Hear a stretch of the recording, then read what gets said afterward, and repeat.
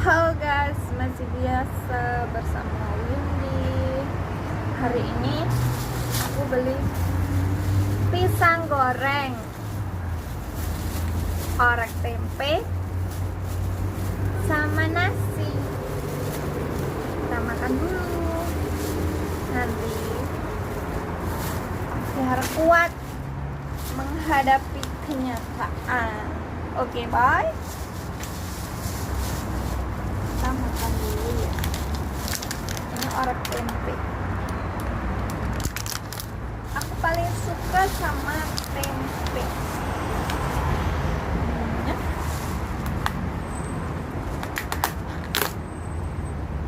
Ini nggak tahu apa, tapi ada telur buncis sama pepaya. Kamu tahu pepaya? Makan dulu ya guys, nanti kita kerja. Setiap manusia memiliki masalahnya sendiri. Jangan pernah melihat kehidupan orang lain itu lebih indah daripada hidupmu. Lihatlah hidupmu yang selalu indah saat kamu bersyukur. Doa dulu ya.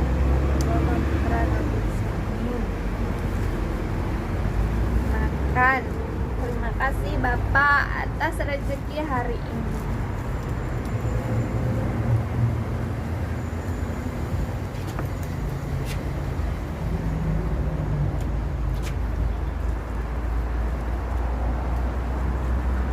Tetaplah bersyukur.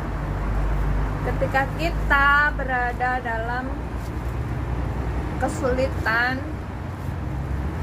bersyukurlah, karena Tuhan sayang sama kamu.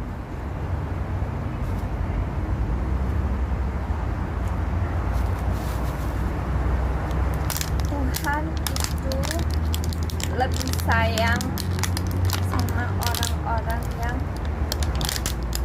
tertindas. Kamu baca deh di Alkitab, Tuhan dekat dengan orang-orang yang remuk hatinya.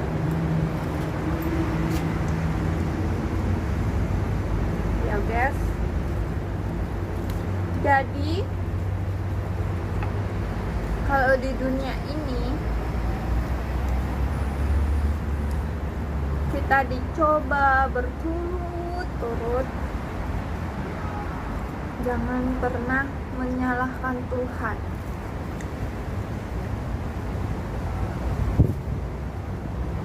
Karena bisa jadi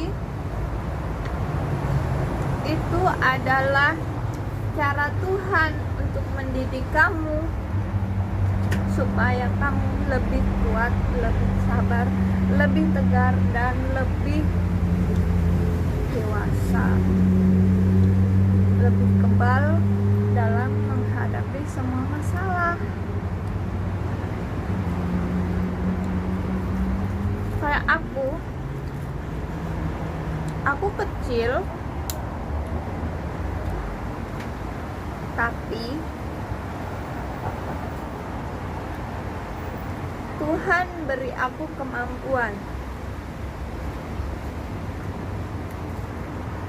sehingga aku bisa kerja, bisa ngidupin keluarga. Ya kalau cobaan, semua masalah, semua cobaan pasti ada, manusia mah.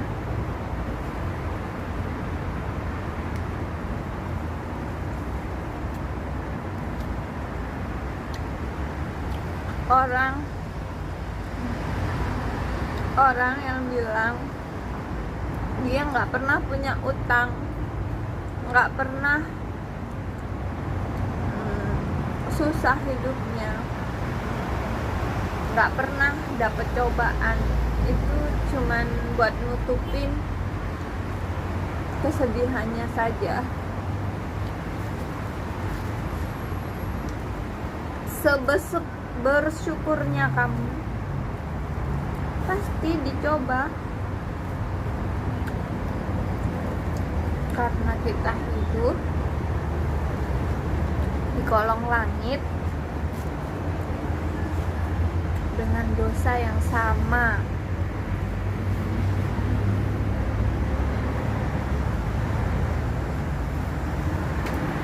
Terkadang orang berbicara bahwa orang lain lebih berdosa dari dia, padahal sebesar apa dosa Tuhan ampuni dengan syarat dia tidak akan berbuat lagi.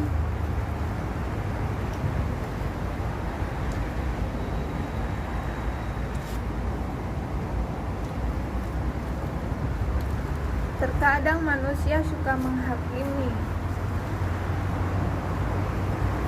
seolah-olah dia adalah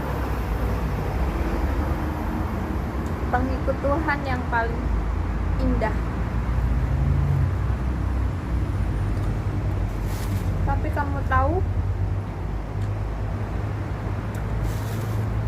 pengikut Tuhan yang paling indah adalah kamu, yaitu kamu yang mau mengindahkan Tuhan di hati.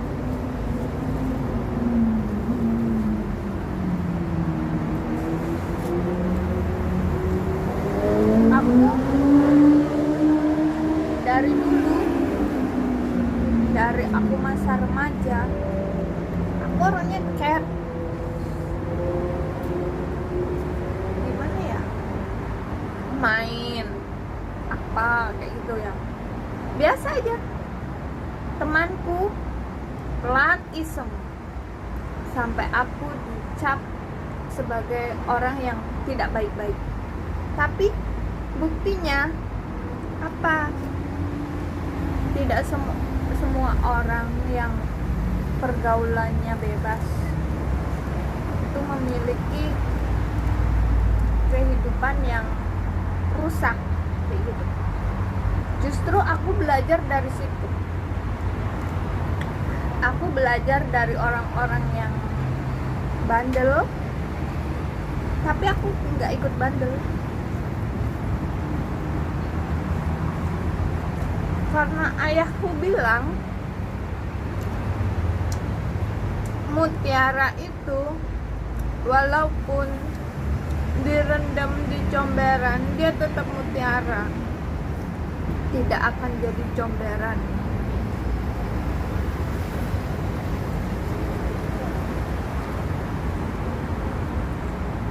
Walaupun di emas, walaupun direbus sama itu, direbus emas kok direbus, kata mutiara apa? Emas itu walaupun dicampur dengan baja,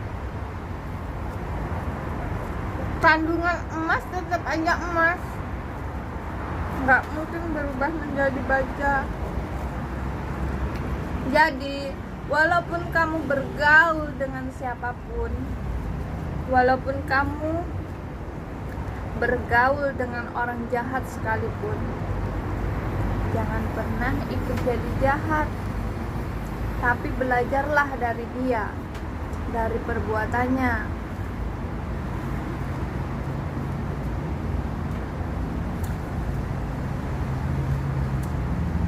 Dan jangan memandang rendah orang jahat. karena mereka sebenarnya punya perasaan yang sama. Hanya saja mereka adalah pelaku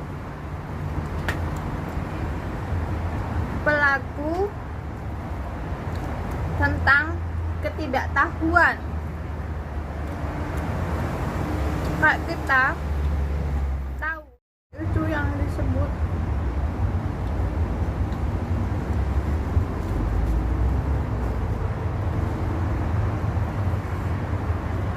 contoh. Jadi kalau ada orang jahat,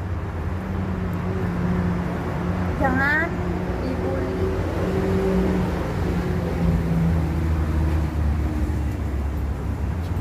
Karena Anda belum tentu bisa seperti dia.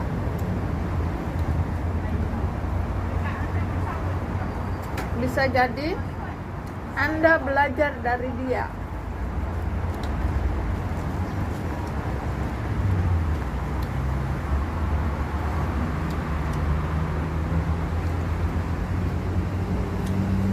Manusia itu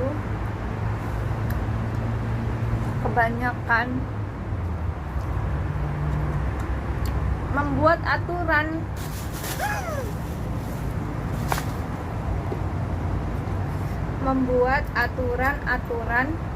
yang mereka tidak bisa menjalani, kayak gitu guys. Seumpamanya ya, seorang membuat aturan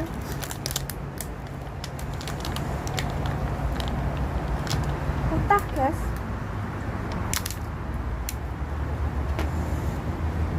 seorang membuat aturan nggak boleh ini, nggak boleh itu, nggak boleh itu, nggak boleh itu. Tapi suatu saat, entah di zaman apa, di tahun apa, dia melakukannya seperti itu.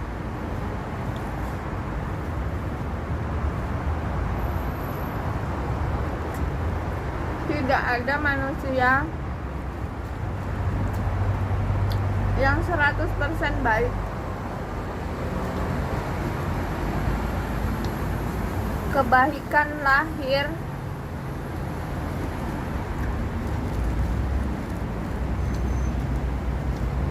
karena kejahatan Anda.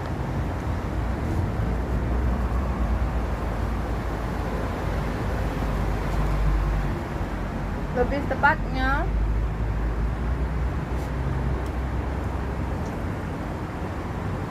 orang baik itu setelah dia tahu jahat.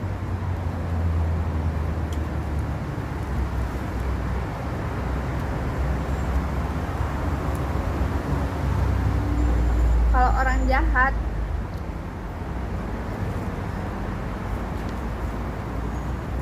tahu baik,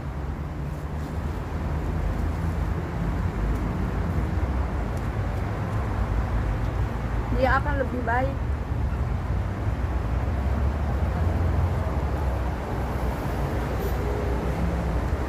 Kalau orang baik tahu jahat, dia akan lebih jahat dari orang jahat.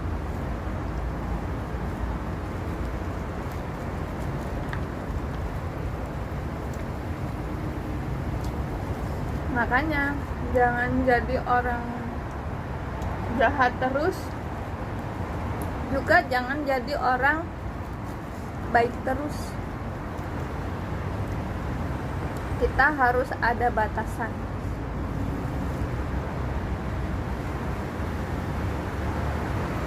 Kayak aku baik kepada semua orang,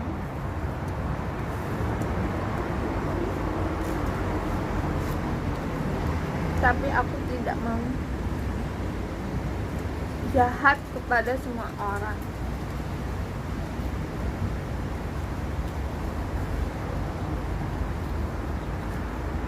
Jahatnya tertentu.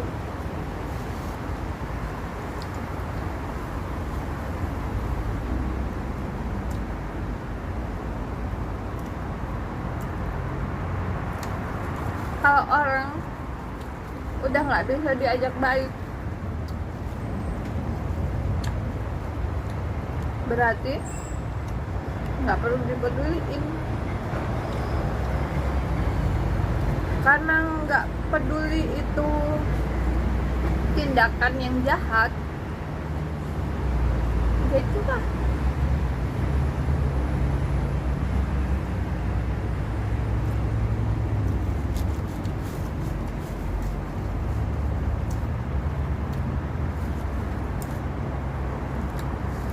Saya itu manusia yang paling benci kemunafikan.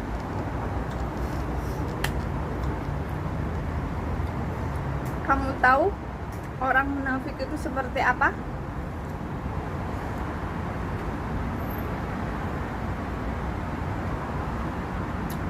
Orang munafik itu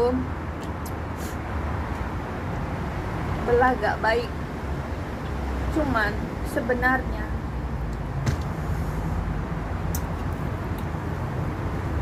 dia lebih jahat dari orang jahat. Lebih baik tampang kamu yang jahat, tapi hatimu baik.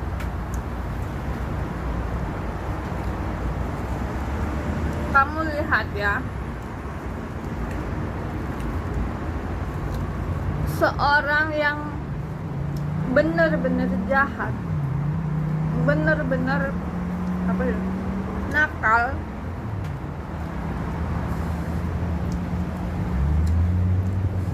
dia itu lebih punya hati loh dibanding orang yang baru nakal.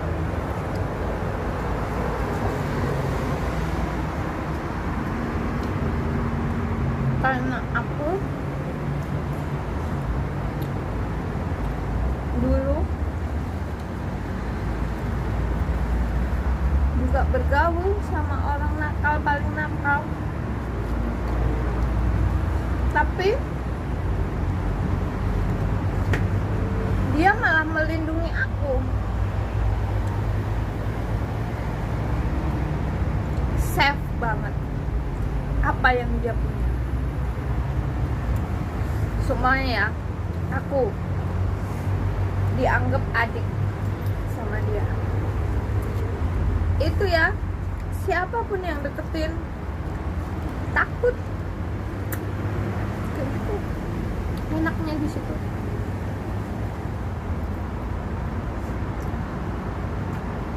Tapi takutnya bukan berarti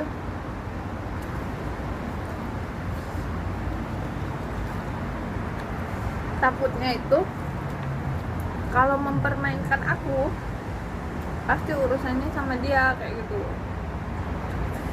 Kalau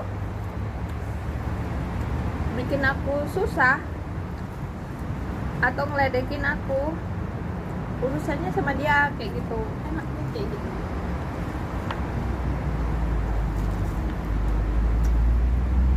Tapi kalau bergaul sama anak yang baru nakal, biasanya sok-sokan. Mereka kemana-mana cari masalah, bukan nyelesain masalah. Itu anak yang baru nakal. Kalau orang yang nakal beneran, dia walaupun dipandang orang sangar ya, terus apa, banyak orang takut, tapi dia biasa aja, nggak pernah bikin masalah di mana-mana. Cuman kalau ada dia kayak gitu, udah nggak ada masalah kayak gitu. Yang buat masalah ya pasti ada resikonya dong, kayak gitu. Jadi hidup itu sama aja, jangan pernah membeda-bedakan. Aku loh orang A, orang B, orang C,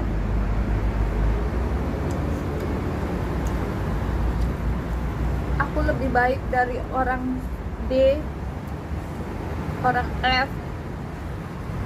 No, kita sama.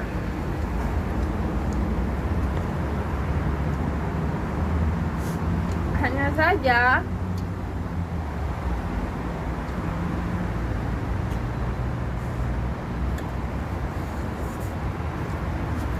yang membedakan cara berpikir kita. Nasib sama, manusia itu sama nasibnya, senasib, sepenanggungan. Kamu pernah baca kitab? Ketika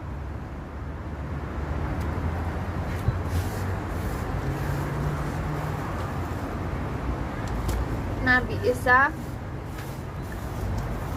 ditanya, kenapa kamu tidak khawatir ketika perahu mau numplek, tahu nggak, mau numplek, mau guling.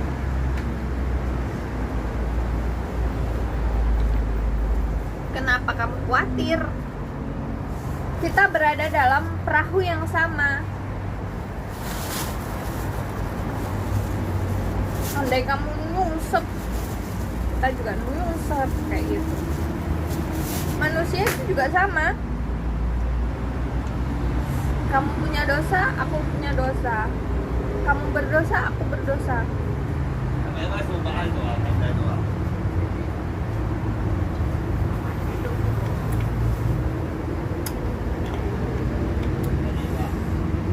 Seberapa kamu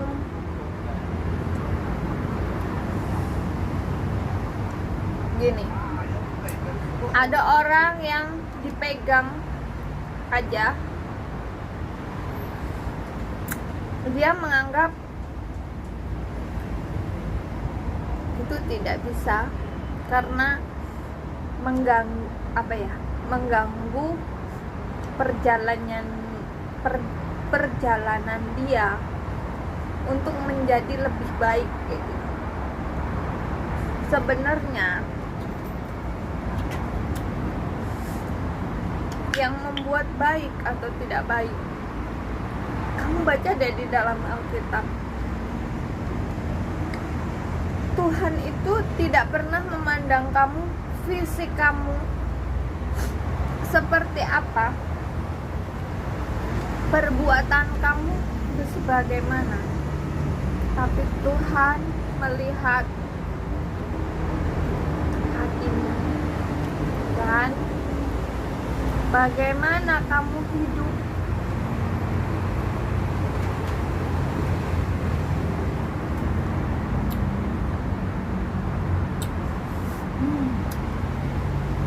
Kalau kamu hidup hanya mengandalkan ego supaya Tuhan itu berbelas kasih sama kamu, mengampuni dosamu dengan cara ibaratkan dipegang orang, kamu bertengkar sama dia karena dia megang kamu kayak gitu. Apakah itu hal yang terpuji? Bukan. Apa bedanya sama orang yang ibaratkan kemana-mana cari masalah?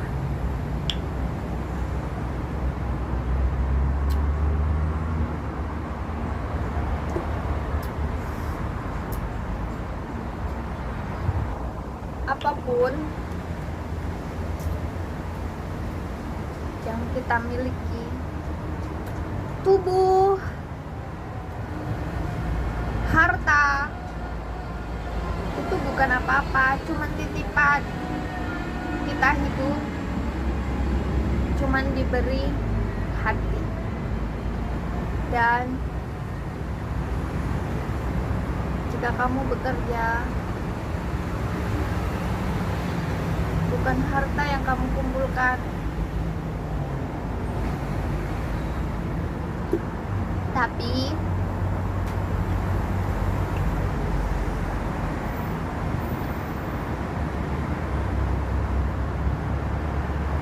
itulah karyamu. Itulah karyamu yang bakal diberi hadiah sama Tuhan. Bukan semuanya ya. Kamu bekerja, lalu kamu punya uang, kamu amalkan ke yatim piatu. Apakah kamu bicara tentang amalan itu sendiri? Apakah kamu dapat hadiah dari situ? Enggak. Karena yang dibutuhkan adalah hidupmu, bukan amalmu. Hidupmu yang bermanfaat bagi dia yang tidak memiliki.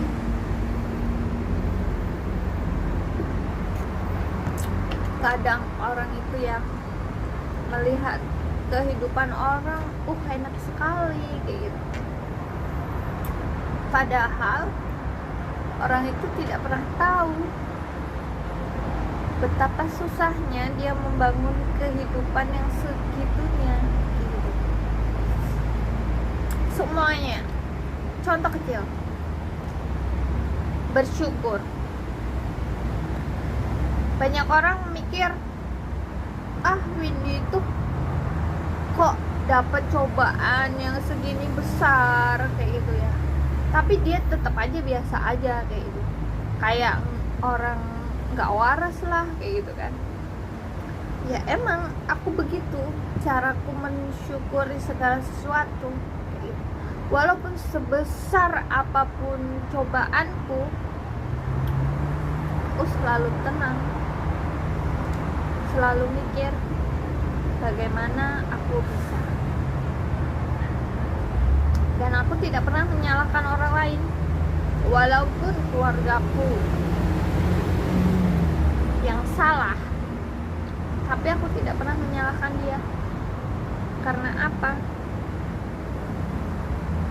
Karena semua yang sudah terjadi itu tidak perlu disesali.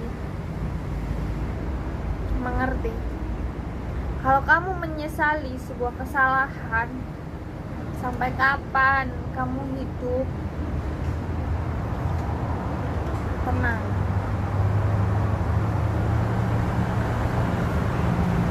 Aku ditipu teman. Ya sebenarnya dalam hati ya susah, karena aku bekerja dengan begitu keras, lalu mereka yang menikmati. Tapi itulah jalan Tuhan, supaya kita itu tetap berkarya meskipun dalam kesusahan. Mengerti? Berkarya dalam kesusahan.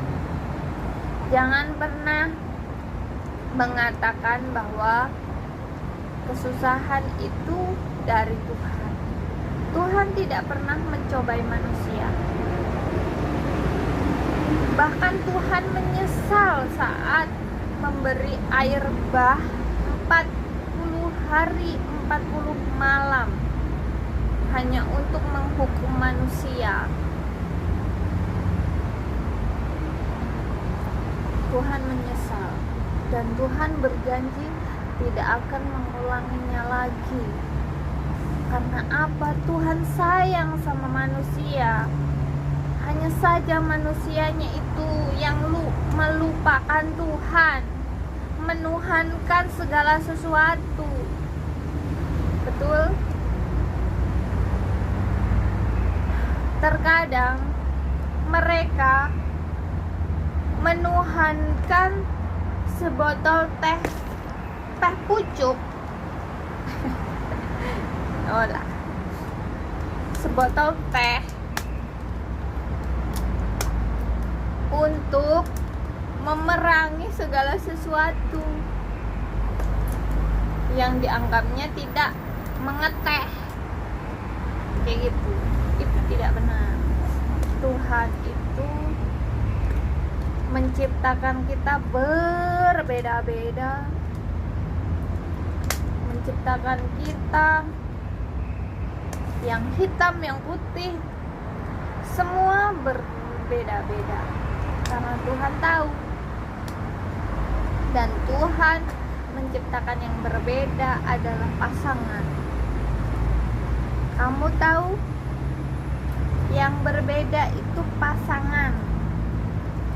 Laki-laki berbeda sama perempuan, tapi dia jodoh. Makanya kok orang berumah tangga,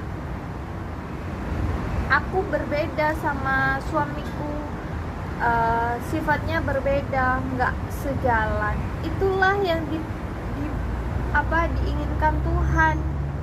Kamu dijodohkan supaya kamu bisa bekerja sama untuk melalui jalan yang sama, bukan yang berbeda jalan. Tuhan memberi kamu dua pemikiran yang berbeda. Yang satu nakal, pemalas, yang satu giat dan kreatif. Itu adalah dijodohkan, bukan kamu mencari yang sama. Walaupun kamu mencari yang sama, pemikiran yang sama, belum tentu sejalan. Karena apa yang sama tidak akan pernah sejalan.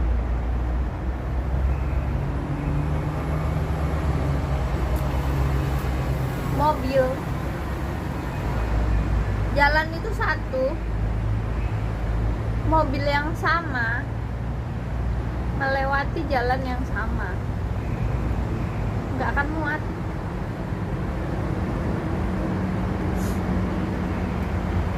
Wanita sama wanita itu juga nggak bakal, itu nggak jodoh, karena itu yang dibenci Tuhan. Terus orang sekarang banyak yang kawin cerai. Sebenarnya cerai itu dibenci Tuhan. Apa kamu pernah tahu Nabi itu bercerai? Diberinya surat cerai, diberinya orang, manusia itu pernah itu diberi bercerai. Itu karena kebaikan hatinya, bukan karena semua orang bisa cerai. Kalau kamu baca itu, menjadi istiadat, menjadi adat perceraian itu karena manusia. Sebenarnya yang diberi cerai itu sama Nabi Isa itu karena kebaikan hatinya.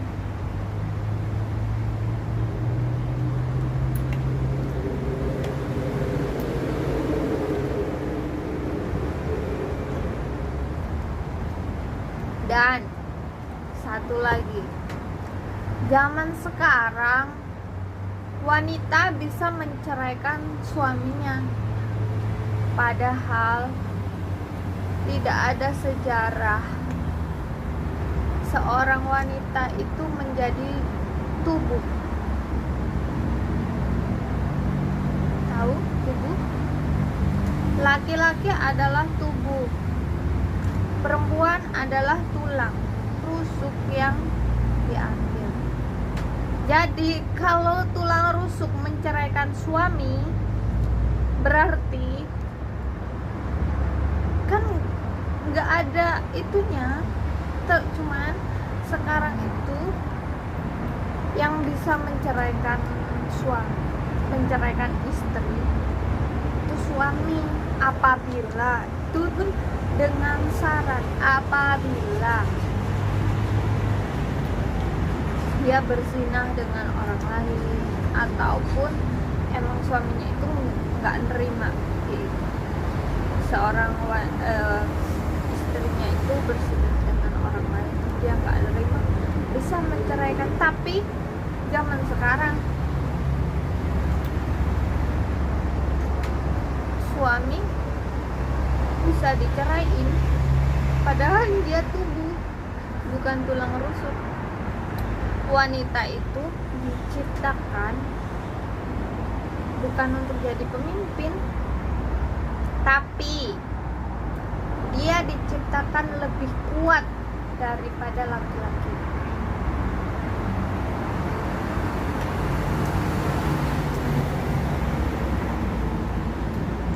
Dia diciptakan sebagai kekuatan seorang laki-laki.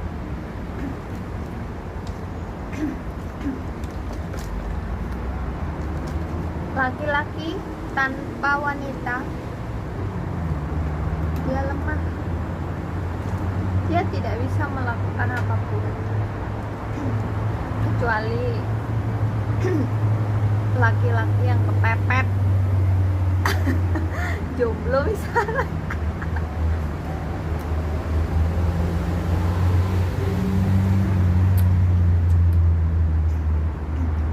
Perempuan itu sebenarnya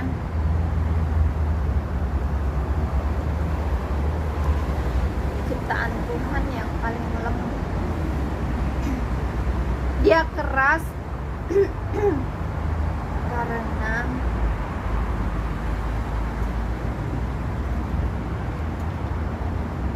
karena tubuh yang keras, karena tulang rusuk yang baik.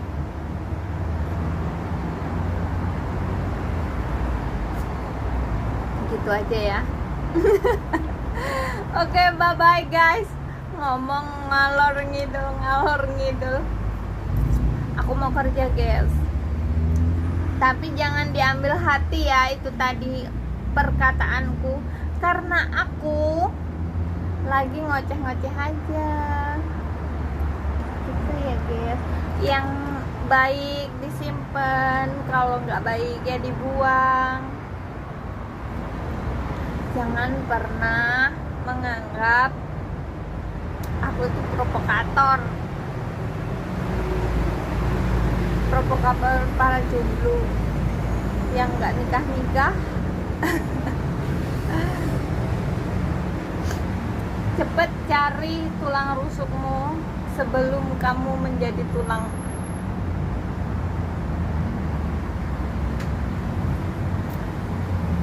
Cepat cari tulang rusukmu sebelum kamu menjadi tulang.